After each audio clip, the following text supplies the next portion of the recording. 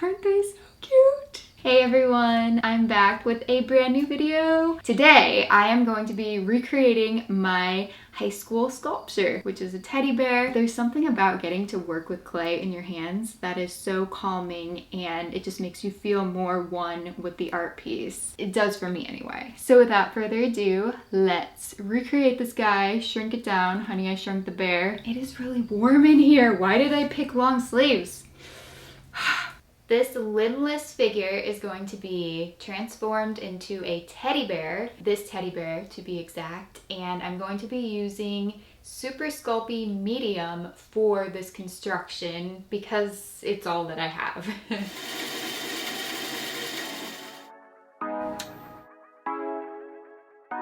The legs are gone, now it's time to snap off the arms. Should be pretty easy because a couple people, not gonna name names, did this on accident. But then I got a little too excited and snapped his arm off. I'm gonna just like squish it onto his hand. Oh, that was easy. This one, it looks kind of creepy. I took a chunk and I'm going to knead it, roll it into a ball, and make it soft and workable by using the heat from my hands. And then I'm going to use some oven baked clay adhesive by Sculpey. And this is going to help the clay bond to the plaster so it doesn't fall off during baking or after. I just went ahead and spread that evenly onto the clay and a little bit onto the plaster. And I'm going to attach that to the bottom here so when I'm working with it, it'll be able to stand up and it'll make things a lot easier. So now it looks like one of those down the clown figures that you see at like arcades, or one of those toys that kids have that are bottom heavy and they just like keep coming back up, like a Weeble. I don't know. I'm taking this rubber tipped sculpting tool and I'm smoothing the clay to form a nice seam, or to make it seamless. Yeah, that's what I was trying to say. I just want it to be smooth. And then the next thing I'm working on is, what am I working on? The feet, the legs and the feet. I filmed this so long ago that I totally forgot what I was doing next, but yeah, so I wanted to make the legs as close in size as possible, so I was comparing them to one another.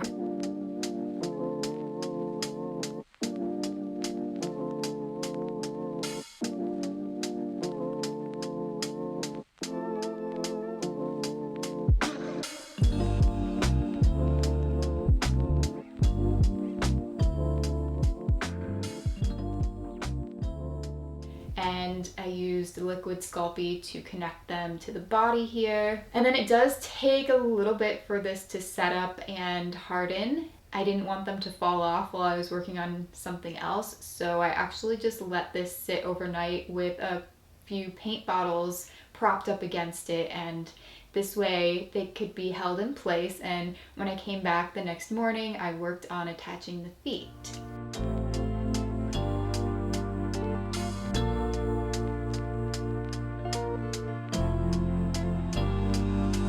You'll see very soon that I did all this for nothing, but anyway, we're moving on to the head now, and I'm trying to just cover the skull. Definitely don't want the teddy bear to have a crater in its head, so this will just help everything be smooth and it'll make it easier to attach the ears and the face later. Every time I attach a piece, I make sure to add that Sculpey liquid adhesive. That is very important.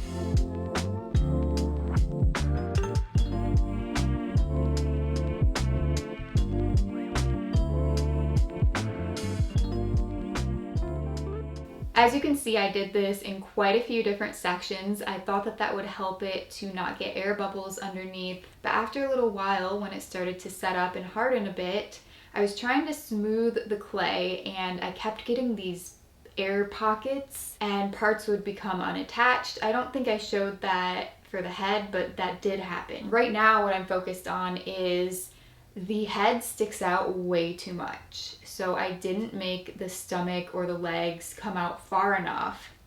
And that means that I'm going to take basically everything apart and start over on the bottom part of the bear, like the body. Great fun. But that's okay. Let's stick on the tubby tummy.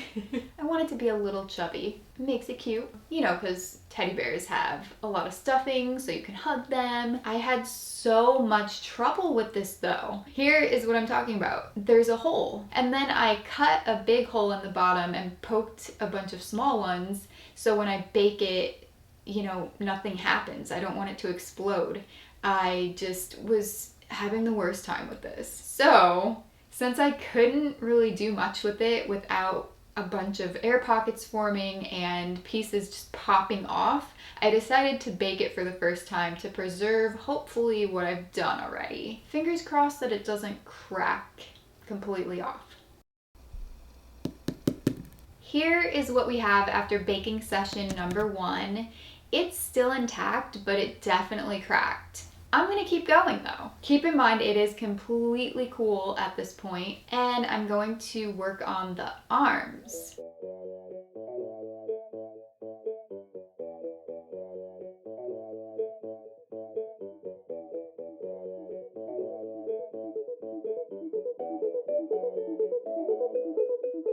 To make limbs, I usually roll a piece into a ball first and then work on shaping them.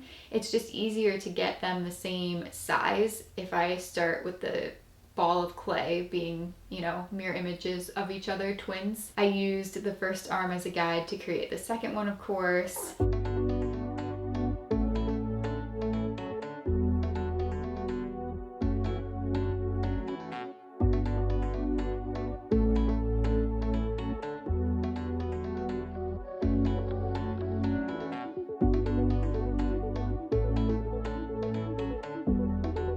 So this is another point where I'm going to pause and come back a few hours later or the next day. I don't really remember at this point how long I waited, but I did kind of press down the clay on the backs of the arms to help them stay secure. To take a break, I just used clay pieces under the arms to prop them up. And then when I came back, I am now working on the ears. The very cute little ears here. And I'm trying to make them stick on as best as I possibly can by using this tool again. I really love these tools, the rubber tipped or silicone tipped ones. Once I had those securely in place, I wanted to shape each ear, and to do this I used a metal ball tool, which is actually the other side of the rubber tip. They're all double-sided tools, very convenient. I just put an indent in each ear, and then I worked on the belly some more. And for this, I do want it to be an oval shape, but I had to extend it past the actual size and basically get rid of all the seams to add a seam, if that makes sense. So I was adding volume in order to be able to draw this oval with the tool. And then I did the same thing with the hands. And then a little tiny tail. Boop. Followed by a spill. He's okay. By the way, this video is made possible by NerdECrafter's Not Another Crap kit. Not sponsored, but I had so much fun making the previous sculpture that I wanted to do it again and find some like cool way to make it a little bit different. If you haven't seen my other sculpture, I'm gonna link that video below. I think I ended up baking it again at this point because now I'm adding the legs, and it would have been really hard to do that with the other parts still squishy.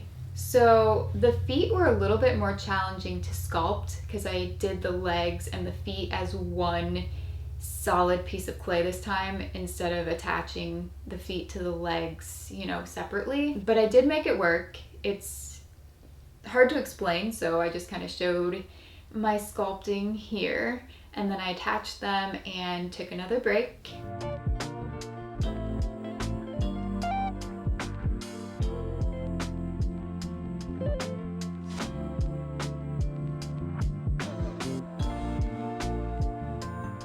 After it sat and firmed up for a little while, I was able to shape the legs a little bit better and then draw the feet on with the tool. I put the indent for the foot, and now I'm working on the little muzzle, the face. This part surprisingly took me a very long time, but you would never guess. I did the same kind of method that I used for the belly, where I added way more clay than I needed and blended all the clay together.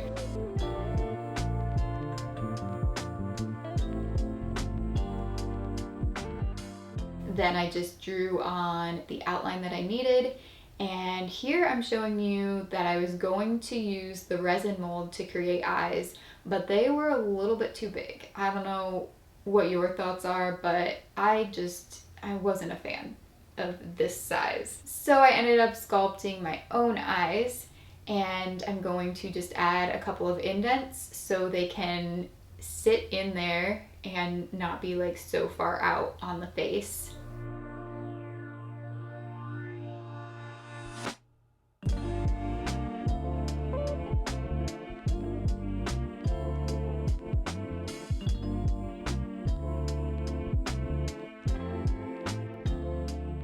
I made the indents a little bit bigger than the little balls and put some liquid adhesive in there. And then we have the eyes. I did the same for the nose. It's really starting to come together and gain some character and cuteness at this point. The little mouth, the smile, oh my gosh. And then I even made him or her a tiny tongue, and I think that that just pulls everything together. This part reminds me of like a Christmas story, or just someone licking a pole or like a popsicle and getting their tongue stuck to it. Anyway, there's more cracks now, yay, but it's still alive. So, you know, you take the good with the bad, I guess. AKA I did bake it another time. And I really wanted to add more to the face and make the legs a little bit fluffier at the thigh area, but I was just not willing to take another chance with baking and maybe like have more cracks. So I'm stopping here with the sculpting part, and I'm gonna move on to painting. Now I'm gonna work on smoothing the clay a little bit by using some acetone nail polish remover and a cotton ball. This is just going to smooth everything out, kind of get the cracks to be less noticeable. Like I said, I was going to add more clay to smooth things out, but I was just too nervous to bake it again. So this did a pretty good job of making things look nice. And now we move on to the paint. I'm just using Craft Smart, and I really wanted to do this without mixing my own color, just because, surprisingly, not because I'm lazy, although sometimes I can be, but really it's more so because if I do happen to run out of the color that I mixed, like if I don't mix enough, I'm like, well shoot, then I'm gonna have to remix it. Anyway, I did paint it this color first, and I realized that it was too cool. It just was not warm enough. But I did go ahead and paint like the tan parts first, and then here you see me adjusting the color. I didn't get it to be exact, but I am happy with the color that it turned out, like the shade that it is.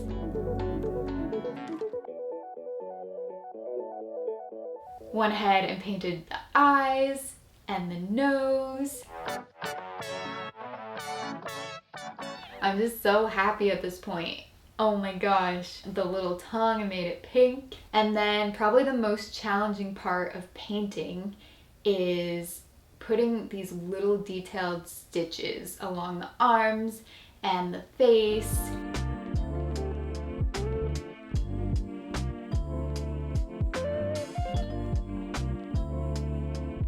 I did some on the tummy area, and then I made this little heart and kind of messed up, but I fixed it. Don't worry, all is well.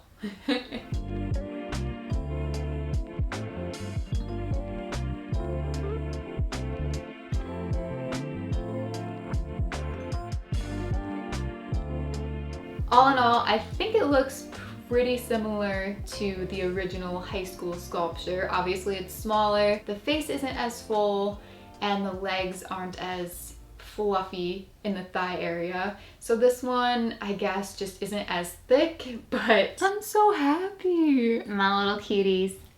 I did try to get it to match as best as I could. There's obviously a few areas, like with the neck, I think the neck on this is a little bit longer. Some of the proportions are not exactly the same, but I did the best that I could. Hopefully you like it. If you enjoyed, please give this video a thumbs up and turn post notifications on so you never miss a new video from me. Anyway, thank you guys so much for watching, and I hope to see you soon. Bye! Recreating. Ow, that was not smart. You are adorable.